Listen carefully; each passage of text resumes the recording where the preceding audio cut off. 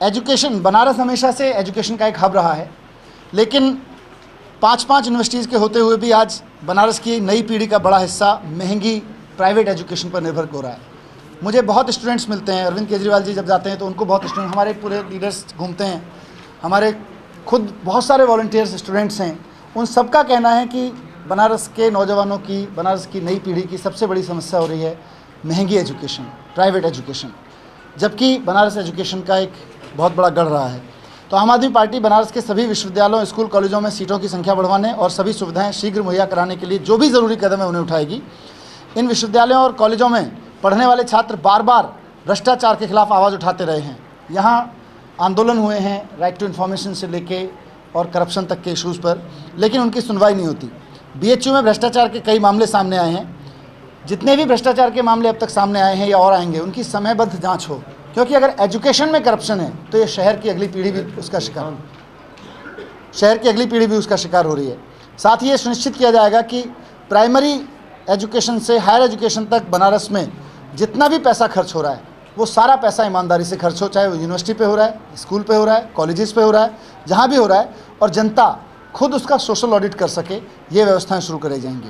क्योंकि जितना भी पैसा खर्च हो रहा है वो कम नहीं है, लेकिन उसका अगर सोशल ऑडिट शुरू हो गया, उसकी भ्रष्टाचार की जांच समयबद्ध तरीके से शुरू हो गई तो काफ़ी फ़र्क पड़ेगा इससे। यूनिवर्सिटी के स्टूडेंट्स ने, कॉलेज के स्टूडेंट्स ने जब अरविंद केजरीवाल जी मिले तो एक बड़ी बात उठाई कि सिक्योरिटी नहीं है, लड़कियां सिक्योर महसूस नहीं करती, लड़के सिक्योर महसूस नहीं करते, गुंडा तंत्र से दुखी रहते हैं।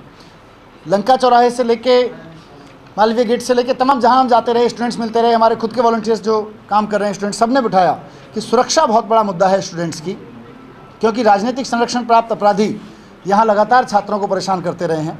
तो ये सुनिश्चित किया जाएगा कि यूनिवर्सिटी और कॉलेजों में विद्यार्थियों की पूरी सुरक्षा हो। छात्रों के मुद्दों को उठाने के लिए ये एक आम आदमी पार्टी हमेशा इसमें यकीन करती है कि छात्र संघों का होना बहुत ज़रूरी है। इसी से देश की राजनीति को नया नेतृत्व मिलने के अवसर भी खुलते हैं। आम आदमी पार्टी बनारस के विश्वविद्यालयों और कॉलेजों में छात्र संघ चुनाव करवाने का रास्ता खुलवाने के लिए जो भी ज़रूरी कदम होगा वो उठाएगी। इसके साथ साथ बनारस के लोगों की एक बड़ी ज़रूरत महसूस होती है कि यहाँ माफिया राज से दुखी हैं लोग। हर तरफ भ्रष्टाचार, अपराध का बोलबाला है। इसकी वजह से यहाँ का आम नागरिक माफिया और आतंक के साए में जीता है। तो जब अगर ईमानदार और देशभक्ति की राजनीति की यहाँ स्थापना होगी तो इससे माफिया तंत्र पर लगाम लगेगा, उससे गुंडों को, अपराधियों को, जो गली मोहल्ले के बदमाश हैं, उनको संरक्षण मिलना बंद हो जाएगा, और इसके साथ साथ पुलिस को भी राजनीतिक हस्तक्षेप से मुक्त कराया जाएगा। इससे अपराध पे अंकुश आएगा। बुनकरों की एक मेन समस्या है, किसानों के साथ साथ किसानों की ज़रूरत है कि बीज, खाद, सिंचाई, बिजली, सड़क, गोदाम संबंधी जो अभाव हैं, कोल्ड स्टोरेज के अभाव हैं, उनके लिए व्यवस्थाएं की जाएं। बुनकर बनारस के बहुत दुखी हैं। बनारस की साड़ियाँ इन बुनकरों के हाथों से निकल के दुनिया भर में पहुँचती हैं, दुनिया भर में बनारस को मशहूर बनाती हैं, लेकिन इन साड़ी बनाने वालों की जो ज़िंदगी है वो बहुत तकलीफ़देह है। बुनकरों की समस्याओं के स्थायी समाधान के लिए बुनकरों की तरफ से कुछ सुझाव आए हैं जिन्होंने आम आदमी पार्टी में, जिसको आम आदमी पार्टी अपने संकल्प के रूप में लेती है। एक तो बुनकर चाहते हैं कि ज़रूरत के हिसाब से धागा उपलब्ध कराने के लिए बनारस में धागों का प्लांट और फिनिशिंग प्लांट लगाया जाए, ताकि वे अन्य राज्यों के जो बुनकर हैं उनको कंपटीशन दे सकें। दूसरा, सरकार द्वारा जो न्यूनतम मजदूरी है वो सुनिश्चित की जाए, सरकार द्वारा तय जो की गई है।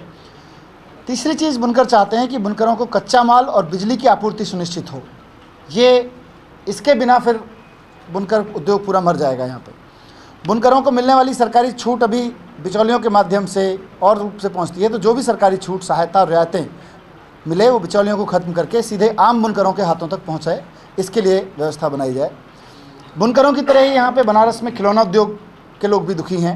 हम गए थे वहाँ बात करने, उन्होंने अपनी बातें बताईं। खिलौना कारीगर इस स्थिति में पहुँच गए हैं कि वो अपने बिजली का बिल तक नहीं दे पा रहे। उन्होंने मूल रूप से अपनी दो चीज़ें बोली कि अगर तुरंत हमें बिजली की दरों में रियायत मिलने लगे और इसके साथ साथ लकड़ी के डिपो खोलकर हमें रियायती दरों पर लकड़ी मिलने लगे तो हमारा उद्योग बच भी सकता है और हमारे परिवार भी बच सकते हैं। तो आम आदमी पार्टी ये सुनिश्चित करेगी कि ये दोनों कदम उठाए जाएं। इसी तरह से बनारस की ज़िंदगी का एक अहम हिस्सा है मछुआरे और मल्लाह। इनके सामने सबसे बड़ा संकट ये है कि इनकी कोई पहचान नहीं है, प्रशासन उनको पहचानता नहीं, पुलिस उन्हें परेशान करती रहती है। बनारस जैसे शहर में हज़ारों लोग रोज़ाना इन मल्लाहों से, इन मछुआरों से काम लेते हैं।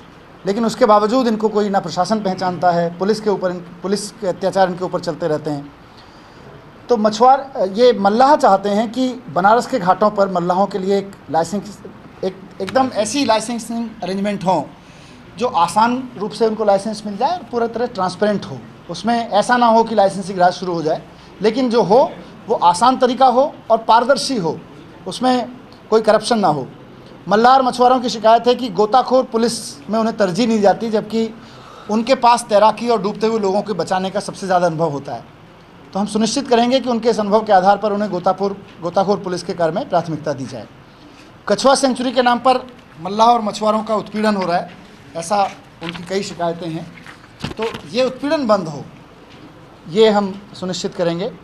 बनारस के उद्योगपतियों और कारोबारियों को भयमुक्त और भ्रष्टाचार मुक्त वातावरण सबसे ज़्यादा आवश्यकता है। बहुत व्यापारियों से बात हुई, उद्योगपतियों से बात हुई, इंडस्ट्रीज से सबसे बात हुई। सब चाहते हैं कि एकदम भ्रष्टाचार मुक्त हो जाए, भयमुक्त हो जाए, माफिया राज से मुक्ति मिले और भ्रष्टाचार से मुक्ति मिले। इतना अगर हो जाए तो यहाँ के व्यापारियों का, यहाँ के उद्योगपतियों का मानना है कि उससे हम अपने उद्योग और व्यापार को बहुत तरक्की दे सकते हैं। तो ये वातावरण देना आम आदमी पार्टी की एक मैंडेट है। इसके साथ ही DLW में भ्रष्टाचार की बहुत सारी शिकायतें हैं, उनकी जांच कराकर उसे भी समयबद्ध तरीके से जांच करा के दोषियों को जेल भिजवाने की बात करते हैं। DLW का नवीकरण कर यहाँ मेट्रो कोच बनवाए जाएं, इसकी टेक्नोलॉजी स्थापित हो। बनारस के साड़ी, खिलौने, बर्तन और अन्य उद्योगों को विश्व में नए बाजार तलाश करने में मदद की जाए।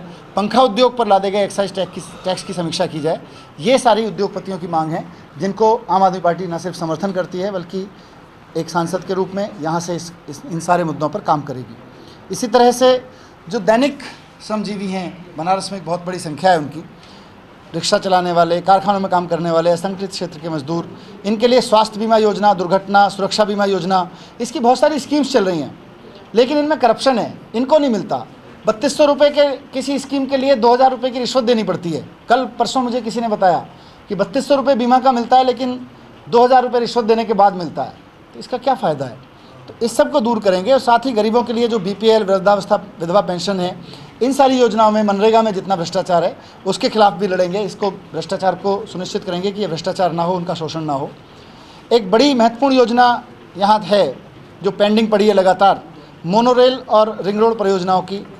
सिर्फ पॉलिटिकल दबाव की वजह से मुझे बताया गया कि ये अटकी पड़ी हैं। इनसे राजनीतिक दबाव बना के इनको आगे बढ़ाया जाएगा। इससे बनारस वासियों को आवास, यातायात और नागरिक सुविधाओं के मौजूदा संकट से मुक्ति मिलना संभव होगा। एक बड़ी चीज़ जो हम कहते हैं हमेशा कि बनारस का सांसद या देश में सांसद और विधायक वही करें जो लोग चाहें। सवाल ये नहीं है कि अरविंद केजरीवाल सांसद बनेंगे तो क्या करेंगे, सवाल ये नहीं है कि कहीं से कोई और विधायक बनेगा तो क्या करेगा। सवाल ये है कि बनारस के लोग क्या चाहते हैं, बनारस के लोग सांसद के फंड को कहाँ इस्तेमाल करना चाहते हैं, बनारस के लोग क्या चाहते हैं कि उनका सांसद संसद में बैठ के क्या सवाल उठाए, क्या करे। ये सारी चीज़ों पर हमारा जो मेन ध्येय रहा है स्वराज, उस पर हम काम करेंगे। सांसद निधि का उपयोग जनता से पूछकर किया जाएगा और जो भी काम सांसद निधि से होगा उसका भुगतान भी जनता की संतुष्टि के उपरांत तभी किया जाएगा जब जनता ये सुनिश्चित कर लेगी कि काम पूरी तरह से और ढंग से हुआ है। ये कुछ बनारस के मुद्दे हैं। इनमें आम आदमी पार्टी का मानना है कि भ्रष्टाचार से जुड़े हुए हैं, अपराध से जुड़े हुए हैं। ओवरऑल आम आदमी पार्टी का जन्म इस देश की राजनीति से भ्रष्टाचार को, अपराध को, वंशवाद को दूर करने के लिए हुआ है। और हमने अपने संविधान में ये व्यवस्था कर रखी है कि वंशवाद तो चल ही नहीं सकता। एक आदमी के एक पार्टी को टिकट मिल सकता है, एक आदमी का एक परिवार के एक ही व्यक्ति को आम आदमी पार्टी का टिकट मिल सकता है। अगर आज अरविंद केजरीवाल बनारस से सांसद का चुनाव लड़ रहे हैं तो अरविंद केजरीवाल के परिवार के किसी अन्य सदस्य को किसी ग्राम पंचायत का टिकट भी नहीं मिल सकता, किसी नगर निगम का टिकट भी नहीं मिल सकता। ये संविधान हमारा कहता है। तो ये पार्टी ने संविधान में सुनिश्चित किया है। अपनी प्रोसेस में पार्टी ने सुनिश्चित किया है कि किसी भी हालत में, किसी भी चुनाव में देश में किसी अपराधी को, भ्रष्टाचारी को या चरित्रहीन व्यक्ति को टिकट नहीं देंगे, चाहे चुनाव से एक दिन पहले हमें अपनी सीट खाली छोड़नी पड़े। ये हम पहले से करते रहे हैं। तो भ्रष्टाचार, अपराध मुक्त राजनीति आम आदमी पार्टी का पहले से मुद्दा रहा है। मैं एक बार फिर से दोहरा दूं कि यही सारी बातें बाकी पार्टियां भी करती हैं। इसी तरह के वादे सारी पार्टियां करती हैं, बिजली, सड़क, पानी, सीवर, रिवर, वीवर, सुरक्षा। लेकिन जनता दुखी है। जनता बार बार बदल के देखती है कि हम कैसे यकीन करें, कैसे माने कि आप लोग जो बात कर रहे हो वो सही है। इसके लिए मैंने पहले भी कहा था, फिर से कह देता हूं जो साथी देर से आए हैं, कि इसके लिए सिर्फ और सिर्फ नीयत देखनी पड़ेगी। पिछले जितने भी सांसद रहे, जितनी भी पार्टियां यहाँ पे रही हैं, उनका अनुभव बनारस के लोगों का बहुत ख़राब है। लोगों ने लगातार धोखा दिया है, वो चाहे भारतीय जनता पार्टी हो, सपा बसपा हो या कांग्रेस हो।